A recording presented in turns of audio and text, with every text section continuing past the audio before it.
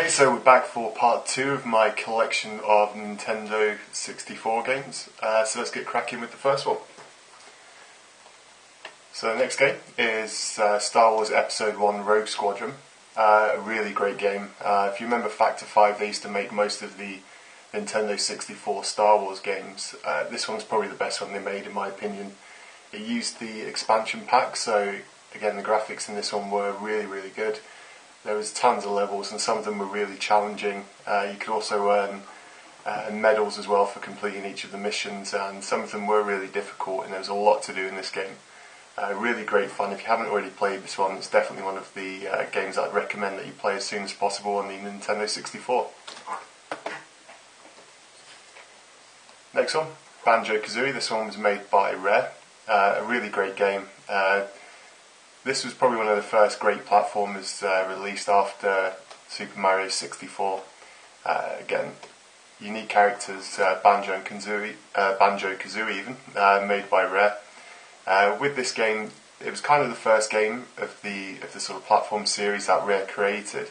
They did rely a lot on the sort of collection element, so even though you could complete the levels fairly easily, you'd have to go back and collect absolutely tons. And in some of the later games like Conker's Bad Fur Day and Donkey Kong 64, they relied on it a little bit too heavily, but still it's a really great fun game to play, and pretty easy to find as well. Next one, 1080 Snowboarding, the best snowboarding game ever made in my opinion. If you like sort of realistic simulations, the graphics were really good. Not too many tracks in this one, which kind of let it down. But again, fantastic, good visuals, tight controls, music was okay in the game as well, and yeah, just generally an all-round, quite a good game to play. Virtual Pool 64. This one was a good game. If you like pool games, there's not too many on the Nintendo 64. When this one came out, it had the most realistic physics for any pool or snooker game ever made by any developer. So this one stood out at the time. It looks a little bit dated when you play it now. A really unique control system as well, using the analog stick. So if you're after a pool game, this is one that you want to play. Brilliant one. Wrestlemania 2000. One of my favourite WrestleMania events.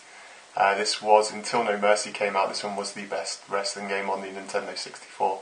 The Nintendo 64 had a lot of wrestling games. This is one of the better ones. This is one of the ones that was made by THQ. So whereas Acclaim made ECW and the first two WWF games, this one was, like I said, one of the better ones. Really big roster on this one. Good sort of career mode and road to WrestleMania. Multiplayer is really good in it as well. And all the intros and everything, top notch. Really good wrestling game. Another wrestling game came out before WrestleMania 2000. This one was WCW versus Nwo World Tour.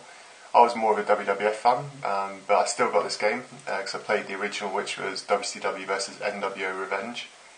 Or was this one the second one? I can't remember off the top of my head. Maybe I'll look that up. If you know, put it in the comments below. I'm pretty sure this one was the second one that came out though. Again, really good game. Not quite as good as WrestleMania 2000 or the later THQ ones, but at the time this was when THQ had the WCW license before they acquired the WWF one from Acclaim. Really good game. Classic one. This one's Quake. Everybody's played Quake, whether it's on PC, PlayStation, any of those other consoles. This version was not the best port of it, to be honest. The PC version is obviously the one to play. Still good fun though, like I said, to play it on the console, but nowhere near as good as Quake 2, which came out obviously after this one. Forsaken. This one's a bit of a hidden gem on the Nintendo 64. Not a lot of people have played it, but generally those people that have played it do like this one. If you ever played Descent on PC, it came out in the sort of mid-1990s. That's the first sort of memory I have of this style of game. My dad used to play it all the time on the PC. This one's same sort of style to it. It's a 3D space shooting game. You go through lots of tunnels, finding bosses, that kind of thing. It's not the most sort of in-depth game, but the controls were a little bit sort of fiddly to get used to for a lot of people because it was quite difficult on some of the maps to find exactly where you were, and you could get lost pretty easily. So A lot of people didn't like it for that reason, but I think it's a really great game. Mrc Multi-Racing Championship. A great little arcade style racer on this one. The graphics are not too good, to be honest, and if you play it now they do look really dated. But for an arcade style, sort of racing game, it's fairly bog standard. Nothing out of the ordinary, but you could waste a few hours on this game and still enjoy it. And the final video, well, the final game even for this part of my collection video, WWF No Mercy. Anyone who's played this game will tell you it is the best wrestling game ever made. That even includes, up until this date, there is no better wrestling game.